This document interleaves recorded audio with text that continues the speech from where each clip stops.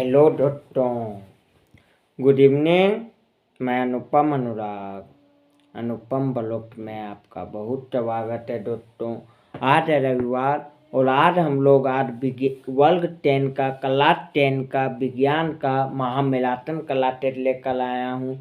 तो देखते हैं, विज्ञान कभी हुआ नहीं है तो पहले हम इसको सिलेबस को देखेंगे। क्या है सिलेबस?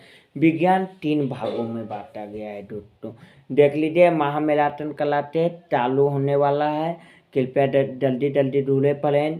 विज्ञान 3 बातों में बांटा गया है। पहला फिजिक्स, केमिस्ट्री और बायोलॉजी, तीनों का सिलेबस अभी देखेंगे। ठीक है दोस्तों, ठीक है, हम लोग देखते हैं।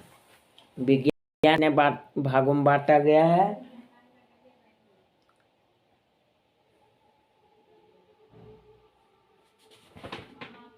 ठीक है, विज्ञान 3 भागों में बांटा गया है दोस्तों। पहला फिजिक्स, दूसरा केमिस्ट्री, तीसरा बायोलॉजी। तो फिजिक्स में हम लोग देखते हैं चैप्टर 1 है रासायनिक अभिक्रिया में समीकरण, अम्ल चालक एवं लवण, धातु एवं अधातु, कार्बन एवं उत्के यौगिक और तत्वों का आवर्त। विज्ञान में 16 चैप्टर है दोस्तों। कितना चैप्टर है? 16 चैप्टर। 16 चैप्टर में हम लोगों को इस बार कौन कौन पढ़ना है और कौन कौन नहीं पढ़ना है, हम लोग देखते हैं दोस्तों। देखते हैं हम लोगों को विज्ञान में जो 16 चैप्टर और कौन कौन नहीं पढ़ना है देखते हैं। चैप्टर 1 है रासायनिक समीकरण, रासायनिक अभिक्रिया जो हम लोगों को पढ़ना है दोस्तों। चैप्टर अम्ल चालक एवं लवण जो हम लोगों को पढ़ना है दोस्तों। चैप्टर 3 धातु एवं अधातु जो हम लोगों को पढ़ना है दोस्तों।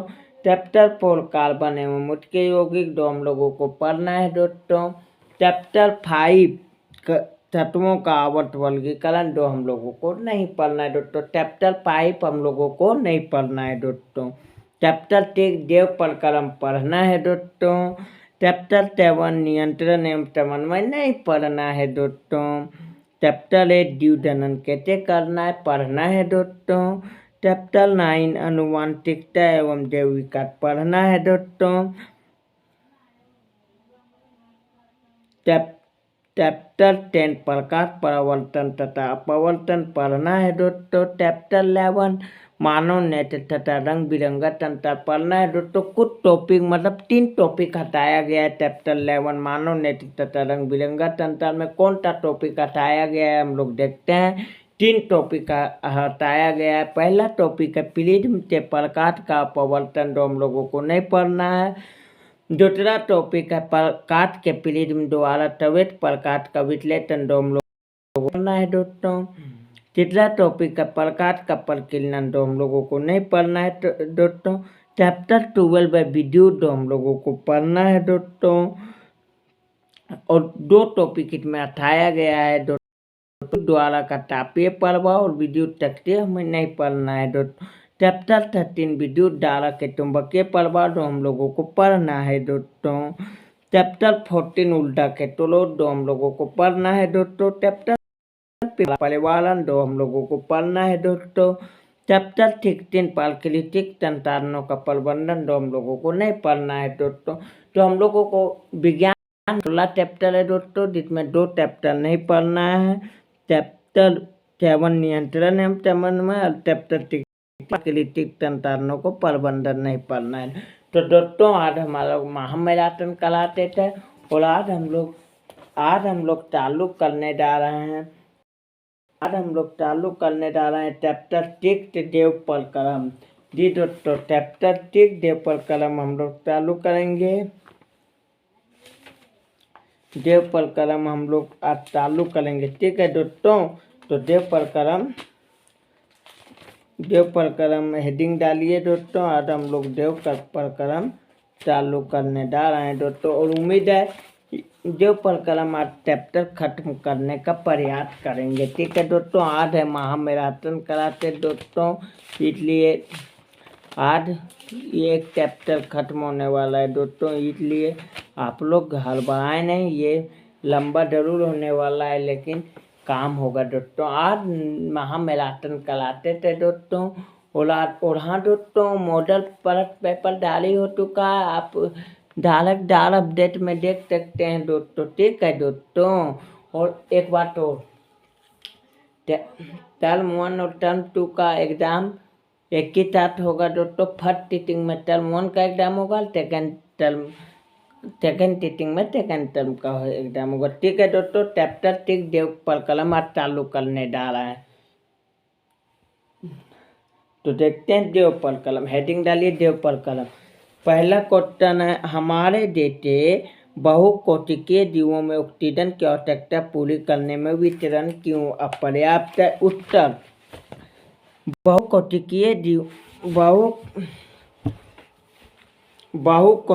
जीवों में समस्त कोशिकाएं वातावरण से सीधे संपर्क में नहीं होती, अतः तरल वितरण समस्त कोशिकाओं की आवश्यकताओं को पूरा नहीं कर सकता। नेक्स्ट क्वेश्चन, कोई वस्तु सजीव है, इसका निर्धारण करने के लिए हम किस मापदंड का उपयोग करेंगे? उत्तर, सजीवों को अपनी संरचनाओं की मरम्मत एवं रखरखाव करना आवश्यक है।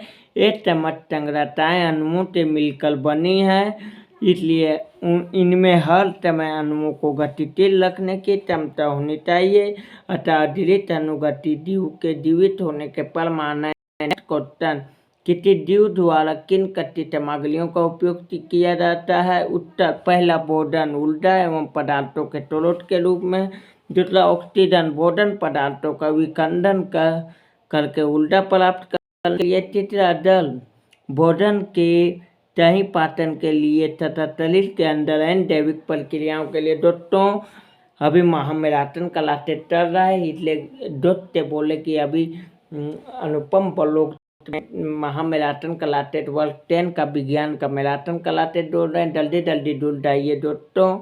नेक्स्ट क्वेश्चन जो बहुत इम्पोर्टेंट है दोस्तों, जीवन के अनुरक्षण के लिए आप किन प्रकलमों को आवश्यक मानेंगे?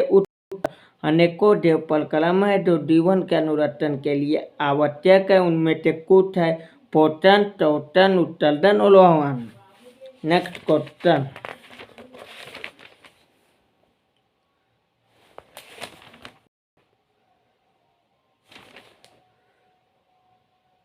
पत्ती के रंग का क्या होता है? विलयन का रंग कैसा हो जाता है? उत्तर, पत्ती का रंग उड़ जाता है तथा यह रंगीत हो जाता है क्योंकि कलोलों के कोहल में घुल जाता है।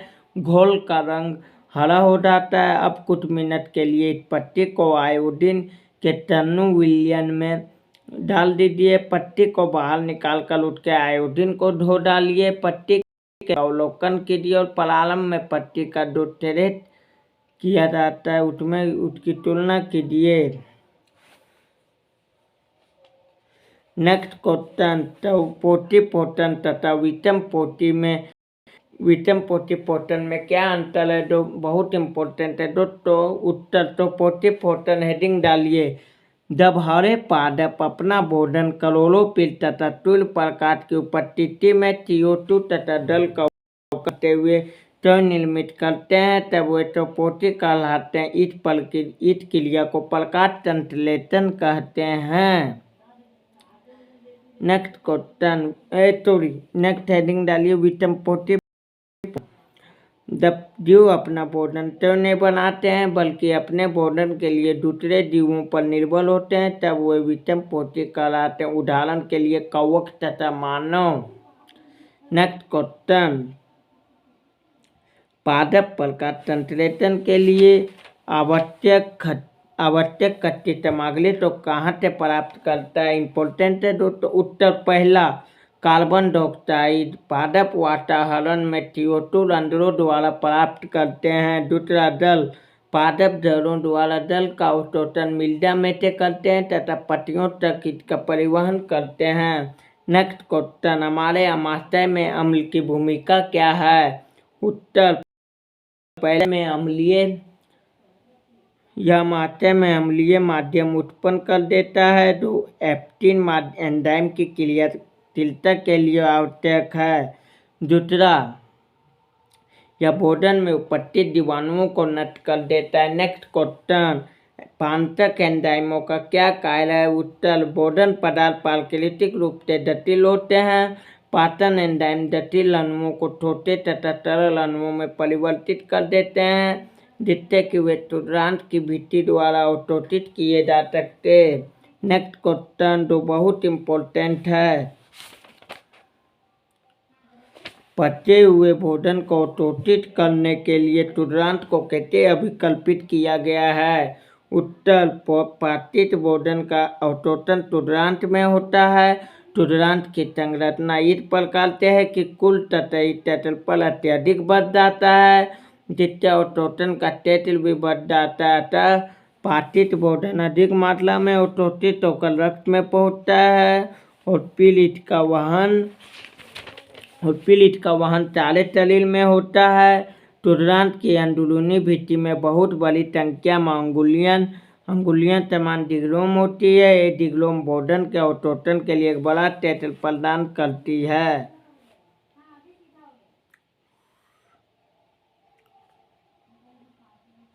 नेक्स्ट क्वेश्चन, शोषण के लिए ऑक्सीजन प्राप्त करने की दिशा में एक जलीय जीव की अपेक्षा स्थलीय जीव किस प्रकार लाभप्रद है? उत्तर जो जीव पानी में रहता है वह अपने चारों ओर पानी में घुला ऑक्सीजन का प्रयोग करता है। नाक पानी में घुली हुई ऑक्सीजन का मात्रा बहुत कम होती है, अतः जलीय जीव में शोषण दर अधिक होती है। स्थलीय जीव पर्याप्त ऑक्सीजन वाले वातावरण से शोषण अंगों द्वारा ऑक्सीजन लेते हैं, अतः जलीय जीवों की तुलना में स्थलीय जीवों की शोषण दर काफी कम होती है। नेक्स्ट क्वेश्चन, ग्लूकोज के ऑक्सीकरण से भिन्न जीवों में ऊर्जा प्राप्त करने के विभिन्न पथ क्या है? उत्तर ग्लूकोज विखंडन का पहला चरण जीवों की कोशिकाओं के कोशिका द्रव्य में होता है। यह क्रिया 3 कार्बन अणु यौगिक बनाती है जिसे पाइरूवेट कहते हैं। पाइरूवेट का आगे का विखंडन विभिन्न जीवों में भिन्न भिन्न तरीकों से होता है। पहला अवायवीय शोषण, यह क्रिया ऑक्सीजन की अनुपस्थिति में होती है। उदाहरण नृत्य में किण्वन के दौरान इस स्थिति में पाइरूवेट इथेनॉल तथा CO2 में परिवर्तित हो जाता है। सेकंड, आयु शोषण में पाइरूवेट का विखंडन ऑक्सीजन की उपस्थिति में होता है। फलस्वरूप CO2 के 3 अणु तथा जल उत्पन्न होता है। वायु शोषण में मुक्त ऊर्जा वायु शोषण की तुलना में कहीं अधिक होती है। तीसरा, ऑक्सीजन की कमी, कभी कभी खासकर अत्यधिक व्यायाम के दौरान जब ऑक्सीजन की कमी हो जाती है तब हमारी पेटियों में पाइरूवेट लैक्टिक अम्ल 3 कार्बन अणु यौगिक में परिवर्तित हो जाता है। मांसपेशियों में लैक्टिक अम्ल के बनने से क्रैम्प होने लगते हैं।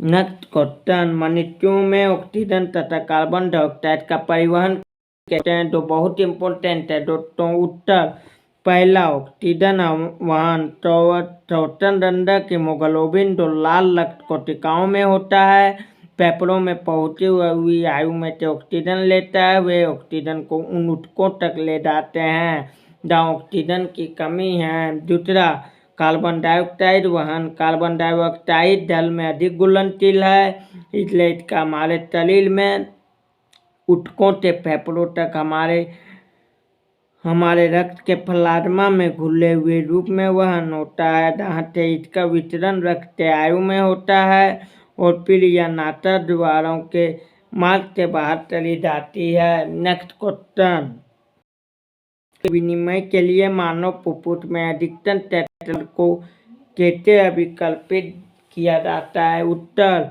फेफड़ों फुफ्फुस के अंदर मार्ग में छोटी छोटी नलिकाओं में विभाजित होता है जिसे चौथनी कहते हैं। यह आगे चौथनिकाओं में विभाजित हो जाती है। चौथनिकाएं जिनका अंतिम सिरा गुब्बारे समान संरचना का होता है कोशिकाएं कहलाती है। पेपलों में स्थापित कोशिकाएं गैसों के आदान प्रदान के क्षेत्र का अत्यधिक विचलित कर देती है। कोशिकाओं की भित्ति बहुत पतला होती है तथा इसमें अत्यधिक संख्या में रक्त वाहिकाएं होती है, जिसके कारण गैसों का आदान प्रदान सुविधा पूर्वक हो जाता है। दोस्तों, एक इम्पोर्टेंट सूचना देना चाह रहा हूँ कि हर रविवार को महामैराथन क्लासेस होता है। हर रविवार को महामैराथन क्लासेस होगा और हर सैटरडे को मतलब टेम्पल पेपर हम आप लोगों को कराएंगे। ठीक है दोस्तों, तो कल शनिवार था इसलिए कल हम लोग नहीं कराए थे, या अब शनिवार थे तो आप लोगों का टेम्पल पेपर कराया जाएगा। ठीक है दोस्तों, नेक्स्ट क्वेश्चन, मानव में वहन तंत्र के घटक कौन से हैं? इन घटकों के क्या कार्य है? उत्तर, मनुष्य के वहन तंत्र में हृदय, रुधिर तथा रुधिर वाहिकाएं होती है। कार्य, पहला हृदय एक पंपिंग अंग है जो शरीर में रुधिर को प्रवाहित करता है। ऑक्सीजनित रुधिर शरीर के विभिन्न हिस्सों से प्राप्त करता है तथा ये ऑक्सीजनिक रुधिर समस्त शरीर में पंप करती है। दूसरा, रुधिर या तरल तंडोगी ऊतक है। इसमें प्लाज्मा, लाल रक्त कणिका, सफेद रक्त कणिका तथा रुधिर प्लेट, प्लाज्मा गोले रूप से भोजन, CO2 तथा नाइट्रोजन युक्त उत्सर्जन पदार्थों का परिवहन करता है। लाल रक्त श्वसन गैसों तथा हार्मोनों का परिवहन करती है। सफेद रक्त कणिकाएं शरीर की रक्त संक्रमणों से करती है तथा प्लेटलेट्स का घायल अवस्था में रुधिर हानि को रुधिर का धक्का बनाकर रोकती है। दूसरा, रुधिर वाहिकाएं, रुधिर वाहिकाओं का एक जाल होता है, वे समस्त शरीर में रुधिर के परिवहन में सहायता करती है। नेक्स्ट क्वेश्चन, स्तनधारी तथा फटियों में ऑक्सीजनित रुधिर को अलग करना क्यों आवश्यक है? उत्तर, शरीर में ऑक्सीजन की सप्लाई प्रभावित तरह से रखने के लिए ऑक्सीजनित तथा विऑक्सीजनित रुधिर को अलग अलग रखना आवश्यक है। यह तंत्र उन जंतुओं है जिनको ऊर्जा की आवश्यकता अधिक है। स्तनधारियों तथा फटियों में ऊर्जा प्राप्त करने हेतु ऑक्सीजन को निरंतर सप्लाई आवश्यक है। दोस्तों, चैप्टर 2 है जो प्रकरण वो आज इस क्लासेस में ही समाप्त हो जाएगा। दोस्तों, नेक्स्ट क्वेश्चन, उच्च संगठित पादप पे वहन तंत्र के घटक क्या है? उत्तर, पादपों में परिवहन तंत्र के प्रमुख घटक प्लोएम, पहला जाइलम, इसमें वाहिकाओं तथा वाहिनिकाएं होती है। जाइलम जल तथा लवणों को मिल से पत्तियों तक परिवहन करने में मदद करते हैं। दूसरा, प्लोएम, इसमें चालनी कोशिकाएं तथा तहतल कोशिकाएं होती है। प्लोएम भोजन पदार्थों को पत्तियों से पादप के विभिन्न हिस्सों में परिवहित करने में मदद करते हैं। इस क्रिया को स्थानांतरण कहते हैं। नेक्स्ट क्वेश्चन, पादप में जल और खनिज लवण का वहन कैसे करते हैं? तो बहुत इंपॉर्टेंट है दोस्तों, 2022 में इस क्वेश्चन आ सकता है। पादप में जल और खनिज लवण का वहन कैसे होता है? उत्तर, जल तथा लवण मिल जाते पत्तियों तक जाइलम कोशिकाओं द्वारा परिवहित होते हैं। जल, तने तथा पत्तियों की जाइलम कोशिकाएं परस्पर जुड़कर संयोजी मार्ग बनाते हैं। जलों की कोशिकाएं मृदा से लवण लेती है। ये मृदा तथा जल के लवणों को सांद्रता में फर्क उत्पन्न कर देता है, इसलिए जल की निरंतर गति जाइलम में होती रहती है। एक पराचरण दबाव उत्पन्न होता है और जल व लवण एक कोशिका से दूसरी कोशिका में पराचरण के कारण परिवहित होते रहते हैं। वाष्पोत्सर्जन के कारण जल की निरंतर हानि होती रहती है तथा विघटन उत्पन्न होता है, जिससे जल तथा लवण को निरंतर गति होती रहती है और जल तथा लवण का परिवहन होता रहता है। नेक्स्ट क्वेश्चन, पादप में भोजन का स्थानांतरण कैसे करते हैं? तो वेरी इंपॉर्टेंट है दोस्तों। उत्तर, पादपों में निर्मित भोजन फ्लोएम द्वारा भंडारण अंगों जैसे जड़, जल पल बीट तथा विकाटिल हितों में परिवहित होता है। इसके लिए कोटानंतरण कहते हैं। यह काल तालनी कोशिकाओं द्वारा 73 कोशिकाओं द्वारा संपन्न होता है। बोधन कणों का परिवहन ऊपर तथा नीचे दोनों सिराओं में होता है। हस्तांतरण की क्रिया एक चक्रीय क्रिया है जिसमें ऊर्ध्वक का प्रयोग होता है। पदार्थों का हस्तांतरण पानी की पट्टी की कोशिकाओं या भंडारण के अत्यंत पलोयम ऊतक में होता है। इसके लिए ऊर्जा की आवश्यकता होती है। दो टीपी एटीपी अणु से प्राप्ति होती है। या ऊर्जा पराचरण दाब बढ़ाता है। परिणाम स्वरूप बाहर से पलोयम कंडल गति करता है। यह क्रिया भोजन का परिवहन पादपों के समस्त हिस्सों में कायम रखते। दोस्तों क्लास 10 का विज्ञान का देवपाल कलम का महामैराथन क्लास चल रहा है दोस्तों। अभी भी दोस्तों को शेयर करें और बोल दें कि अनुपम चल दो है विज्ञान देवपाल कलम का महामैराथन क्लास ले रहे हैं। जो एक ही क्लास में देवपाल कलम चैप्टर समाप्त हो जाएगा दोस्तों।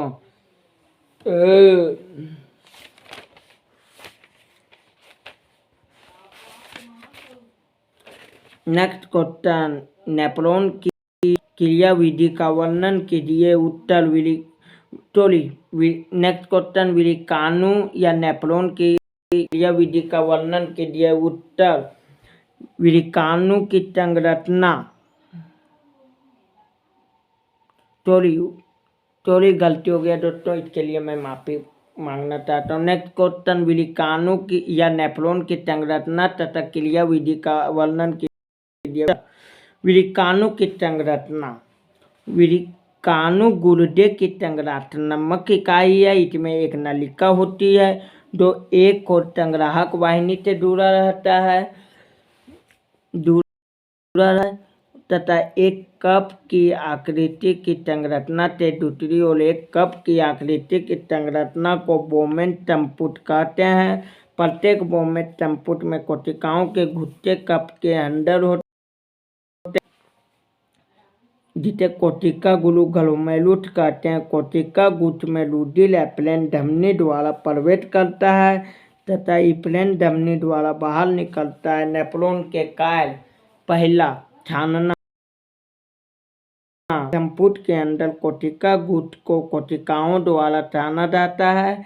निस्वंद विकारू के नलिकाकार हिस्सा में गुजरता है। इस निस्यन में ग्लूकोज, अमीनो अम्ल, यूरिया, यूरिक अम्ल, लवण तथा जल की अत्यधिक मात्रा होती है। दूसरा, पुनः अवशोषण, देते देते निस्यन नलिका में बहता जाता है। वैसे वैसे लाभप्रद पदार्थ देते ग्लूकोज, अमीनो अम्ल, लवण तथा जल विशेष रूप से विलिकानु को घेरती हुई रुधिर कोशिकाओं द्वारा अवशोषित कर दिया जाता है। पानी की कितनी मात्रा का पुनः अवशोषण हो या इस बात पर निर्भर करता है कि शरीर को कितने पानी की आवश्यकता है तथा उत्सर्जक पदार्थ की मात्रा क्या है जिसका उत्सर्जन होना है। नेक्स्ट, मूत्र, पुनः अवशोषण के पश्चात जो निस्यन बचता है उसे मूत्र कहते हैं। मूत्र में घुले हुए नाइट्रोजन युक्त उत्सर्जक देते यूरिया, यूरिक अम्ल, अतिरिक्त लवण तथा पानी होता है।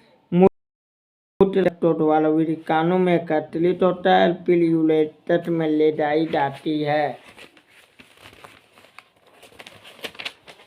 नेक्स्ट क्वेश्चन, उत्सर्जित उत्पाद में छुटकारा पाने के लिए पादप किन विधियों का उपयोग करते हैं। उत्तर, उत्सर्जक पदार्थों से मुक्ति पाने के लिए पादप निम्नलिखित तरीकों का प्रयोग करते हैं। पहला, अनेकों उत्सर्जक उत्पाद कोशिकाओं धानियों में भंडारित रहते हैं। पादप कोशिकाओं में तुलनात्मक रूप से बड़ी धानियां होती है। दूसरा, कुछ उत्सर्जक उत्पाद पत्तियों में भंडारित रहते हैं। पत्तियों के गिरने के साथ ये हट जाते हैं। तीसरा, कुछ उत्सर्जक उत्पाद धेरे रेजिन या गम विशेष रूप से निष्क्रिय पुराने डायलम में भंडारित होते हैं। चौथा, कुछ उत्सर्जक उत्पाद जैसे टैनिन, रेजिन, गम छाल में भंडारित रहते हैं। छाल के उतरने के साथ हट जाते हैं। पांचवा, पादप कुछ उत्तलदक पदार्थों को उत्तलदन दलों के द्वारा मूलधा में भी करते दोस्तों। एनर्जी भले कम हो गया है दोस्तों, एनर्जी भले कम हो गया है, लेकिन इस चैप्टर को समाप्त करके ही छोड़ूंगा दोस्तों, इस चैप्टर को समाप्त करके ही छोड़ूंगा दोस्तों। ठीक है दोस्तों, एनर्जी कम हो चुका है, इसलिए सपोर्ट कीजिए आप लोग। कमेंट जरूर करें दोस्तों, वीडियो खत्म होने के बाद कमेंट जरूर करें मेरा पढ़ाई कैसा लगा दोस्तों। ठीक है, नेक्स्ट क्वेश्चन, मूत्र बनने की मात्रा का नियम किस प्रकार होता है? उत्तर, मूत्र की मात्रा पानी के पुनः अवशोषण पर प्रमुख रूप से निर्भर करती है। विलिकानु नलिका द्वारा पानी की मात्रा का पुनः अवशोषण निम्नलिखित पर निर्भर करता है। पहला, शरीर के अतिरिक्त पानी की कितनी मात्रा है जिसको निकालना है। जब शरीर के ऊतकों में पर्याप्त जल है तब एक बड़ी मात्रा में तनु मूत्र का उत्सर्जन होता है। जब शरीर के ऊतकों में जल की मात्रा कम है तब तांड दूर की थोड़ी सी मात्रा उत्सर्जित होती है। दूसरा, कितने घुलनशील उत्सर्जक विशेषकर नाइट्रोजन युक्त उत्सर्जक जैसे यूरिया तथा यूरिक अम्ल तथा लवण आदि का शरीर में उत्सर्जन होता है। जब शरीर में घुलनशील उत्सर्जक की अधिक मात्रा हो तथा उनके विसर्जन के लिए जल की अधिक मात्रा की आवश्यकता होती है, तब मूत्र की मात्रा बढ़ जाती है।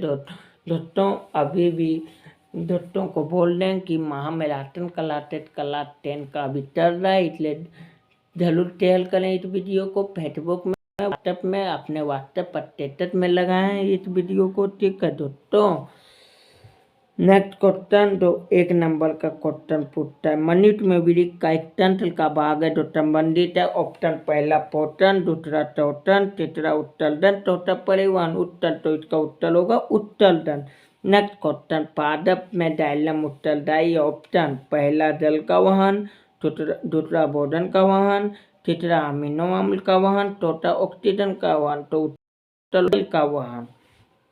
नेक्स्ट क्वेश्चन, तो पोषण के आवश्यक। ऑप्शन पहला कार्बन डाइऑक्साइड तथा जल, दूसरा क्लोरोफिल, तीसरा तूल का प्रकार, चौथा उपरोक्त भी, तो उत्तर होगा इसका उपरोक्त। नेक्स्ट क्वेश्चन, पाइरुवेट के विखंडन से यह कार्बन डाइऑक्साइड जल तथा ऊर्जा देता और यह क्रिया होती है। पहला कोशिका जल, तीसरा हरित लवक, चौथा केंद्रक, तो इसका उत्तर होगा माइटोकॉन्ड्रिया। नेक्स्ट क्वेश्चन, हमारे शरीर में वसा का पाचन कैसे होता है, कहाँ होता है? उत्तर पहला, वसा का पाचन क्षुद्रांत में होता है। दूसरा, वसा का पाचन वसा बड़े ग्लोब्यूल के रूप में क्षुद्रांत में उपस्थित होते हैं। इतने बड़े ग्लोब्यूलों के ऊपर वसा पाचित करने वाले एंजाइम प्रभावी रूप से क्रिया नहीं कर पाते हैं। यकृत द्वारा स्रावित बाइल रक्त अग्नाशय के रक्त के साथ क्षुद्रांत में आता है। बाइल रक्त के बाइल लवण वसा के बड़े बड़े ग्लोब्यूल छोटे छोटे ग्लोब्यूलों में टूट जाते हैं और इस तरह एक बड़ा तत्व प्रदान करते हैं जिस पर एंजाइम की क्रिया कर सके।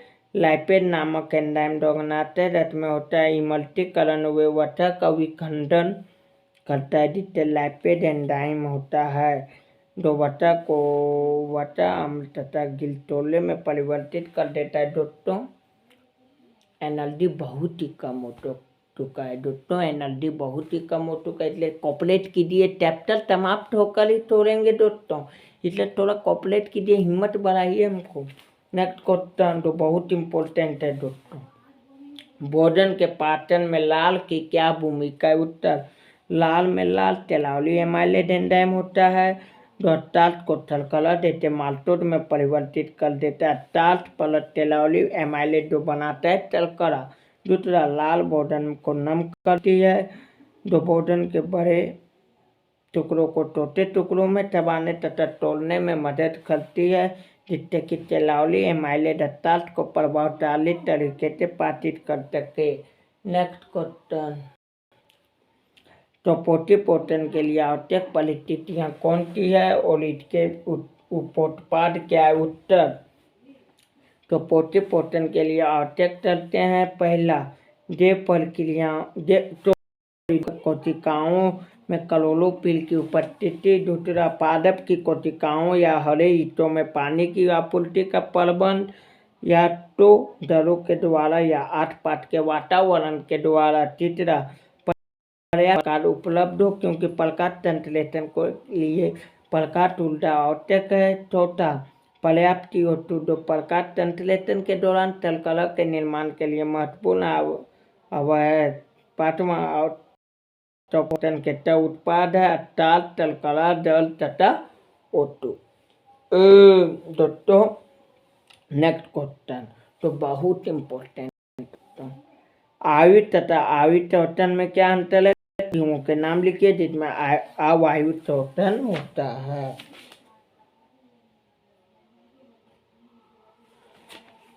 उत्तर, आयु शोषण हेडिंग दीजिए। और आयु शोषण में पहला, आयु शोषण ऑक्सीजन की उपस्थिति में होता है। वायु शोषण में पहला यह ऑक्सीजन की अनुपस्थिति में होता है। आयु शोषण का दूसरा, ग्लूकोज का पूर्ण ऑक्सीकरण होता है वायु में। दूसरा, ग्लूकोज का पूर्ण विखंडन होता है।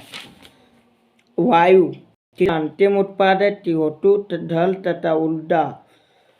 अवायु तीसरा अंतिम उत्पाद है इथाइल अल्कोहल या लैक्टिक अम्ल, CO2 तथा सोलिड ऊर्जा। अवायु में चौथा,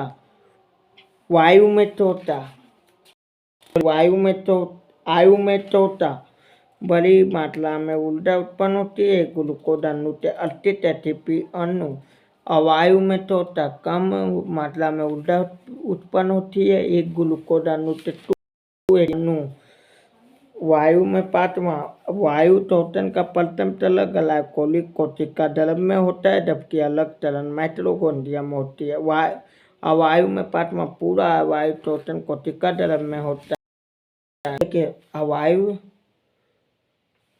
अवायु शोषण में कुछ उदाहरण, जंतु जिसमें अवायु शोषण होता है, ईट तथा परजीवी जैसे टेपवन, पिटा कृमि, एचकेलिम, गुल्लकर्मी आदि। दोस्तों, नेक्स्ट क्वेश्चन जो बहुत इम्पोर्टेंट है दोस्तों, गैसों के अधिकतम विनिमय के लिए कुपिकाएं किस प्रकार अभिकलित है? उत्तर, पहला, कुपिका की भित्ति पतली होती है तथा रुधिर वाहिकाओं के जाल से ढकी हुई है, जिससे गैसों का आदान प्रदान रुधिर तथा कुपिका के अंदर बड़ी हवा के बीच अधिकाधिक होता है। दूसरा, कुपिका की गुब्बारे समान संरचना है तो गैसों के आदान प्रदान के लिए सतह बढ़ा देती है। नेक्स्ट क्वेश्चन तो बहुत इंपॉर्टेंट है दोस्तों, हमारे शरीर में हीमोग्लोबिन की कमी के क्या परिणाम हो सकते हैं? उत्तर, रुधिर की औसत हीमोग्लोबिन मात्रा किसी भी लिंग में 14.5 ग्राम प्रति 100 ml रुधिर है। यदि हीमोग्लोबिन की मात्रा रुधिर में कम होती है, इसकी O2 की वहन क्षमता भी घट जाता है। यह मानव O2 की कमी के लक्षण दर्शाता है, जैसे सांस फूलना, जो कि अक्सर लोहे की कमी से हुए एनीमिया का पहला लक्षण है। नेक्स्ट क्वेश्चन,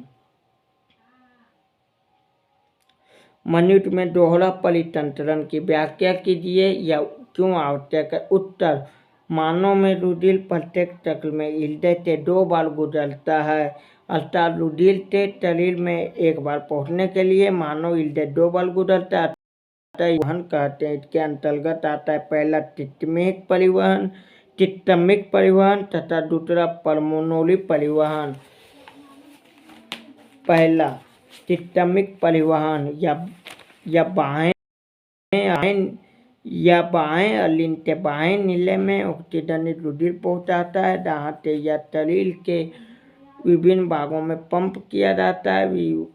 ऑक्सीजनित रुधिर शरीर के विभिन्न हिस्सों से शिरा द्वारा इकट्ठा करके महाशिरा में डाला जाता है और अंत में यह रुधिर दाएं अलिंद में पहुंचता है, दाएं अलिंद से बाएं नीले में जाता है। दूसरा, परमोनली परिवहन, ऑक्सीजनित रुधिर दाएं नीले से ऑक्सीजनित होने के लिए फेफड़ों में भेजा जाता है। ऑक्सीजनित रुधिर फिर से मानव हृदय के बाएं अलिंद में आता है, बाएं अलिंद से बाएं नीले में, बाएं नीले से महाधमनी में और फिर सिस्टमिक परिवहन द्वारा शरीर में। जी परिवहन की आवश्यकता मानव हृदय का दायां तथा बायां हिस्सा ऑक्सीजनित व ऑक्सीजनित रुधिर को मिलने नहीं देते हैं। ऑक्सीजनित व विऑक्सीजनित रुधिर के अलग अलग रहने से शरीर में ऑक्सीजन तथा प्रभावी तरीके से पहुँचती है। मानव के लिए बहुत लाभप्रद है क्योंकि यह शरीर के तापमान को नियंत्रित करने के लिए निरंतर ऊर्जा देती रहती है। तो दोस्तों आप लोग देख रहे होंगे कि एनर्जी बहुत ही कम हो चुकी है। जी दोस्तों मेरा एनर्जी बहुत ही कम हो चुकी है, इसलिए आप लोगों का 2 क्वेश्चन और बचा है। तो 2 क्वेश्चन हम अभी ही कराएंगे दोस्तों। आप कॉपलेट बनाइए, आप लिखे के आप बताइए कैसे पढ़ा रहे हैं। नेक्स्ट क्वेश्चन, जाइलम तथा फ्लोएम में पदार्थों के वहन में क्या अंतर है। जाइलम जल से पत्तियों तथा अन्य भागों में जल तथा गुल्ले लवण परिवर्तित करते हैं। फ्लोएम भोजन पदार्थों को गुल्ली अवस्था में पत्तियों से पादप के दूसरे हिस्सों तक करता है। जाइलम पदार्थों का परिवहन वाहिकाओं तथा वाहिनियों द्वारा होता है जो मिलित ऊतक है। फ्लोएम में पदार्थों परिवहन टालनी ट्यूबों द्वारा तहतर कोशिकाओं की मदद से होता है। दूसरे कोशिकाएं जाइलम पोटर्डन फूल के कारण ऊपर की ओर जल तथा घुले लवणों का तरना संभव हो पाता है। यह पत्ती की कोशिकाओं से जल अणुओं के वाष्पीकरण से उत्पन्न खिंचाव के कारण होता है। फ्लोएम हस्तांतरण में फ्लोएम ऊतक में एटीपी ऊर्जा का इस्तेमाल करते हुए होता है। यह परागण दाब बढ़ा देता है जो फ्लोएम से पदार्थों को ऊतकों की ओर भेजता है जिसमें दाब कम होता है। जाइलम जल का परिवहन सरल भौतिक गति के अंतर्गत होता है। ऊर्जा खर्च नहीं होती है, अतः एटीपी की आवश्यकता नहीं है। फ्लोएम में हस्तांतरण एक चक्रीय क्रिया है तथा इसमें ऊर्जा की आवश्यकता होती है। यह ऊर्जा एटीपी से प्राप्त होती है। दोस्तों अब लास्ट क्वेश्चन बचता है दोस्तों, फिर पर कलम समाप्त। ठीक है दोस्तों, लास्ट क्वेश्चन देखते हैं हम लोग। फुफ्फुस में कोशिकाओं की तथा विलिक में विलिकानु नेफ्रॉन की रचना तथा क्रियाविधि का कोशिका पतली भी थी, गुब्बारे समान संरचना तथा महीने तथा नाजुक। दूसरे गेटों के आदान प्रदान के लिए रुधिर कोशिकाओं का लंबा चौड़ा जाल चित्र कोशिकाओं तथा बढ़ा देती है जिसमें CO2 का रुधिर के आयु में O2 का आयु से रुधिर से वितरण हो सके।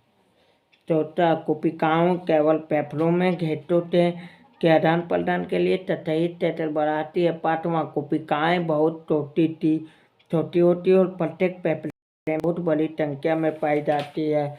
विलिकानु, पहला पतली भित्ति कप की आकृति की संरचना जो पतली भित्ति वाले ट्यूबुल से जुड़ी है।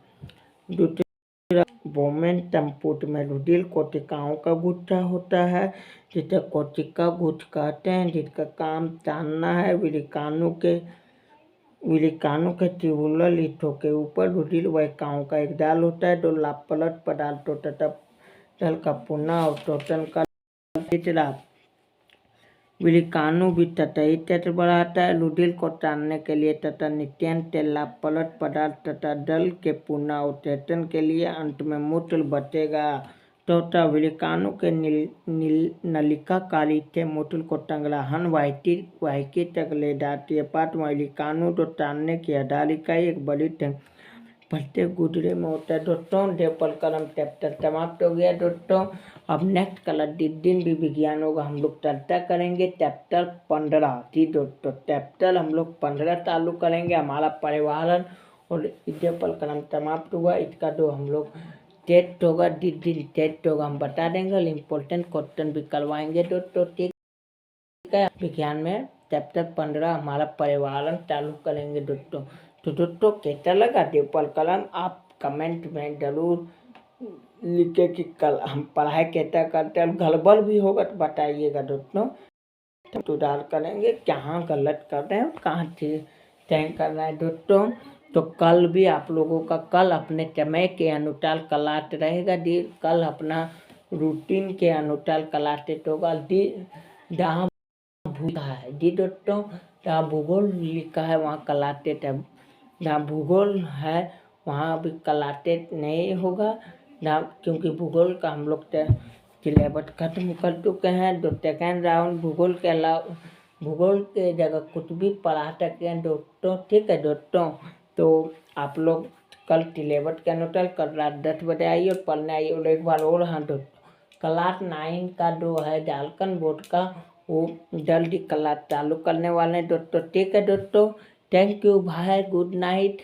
देव परकरम कैसा लगा और सब्सक्राइब कर लें और चैनल को सब्सक्राइब करना ना भूलें। थैंक यू, धन्यवाद, गुड नाइट दोस्तों।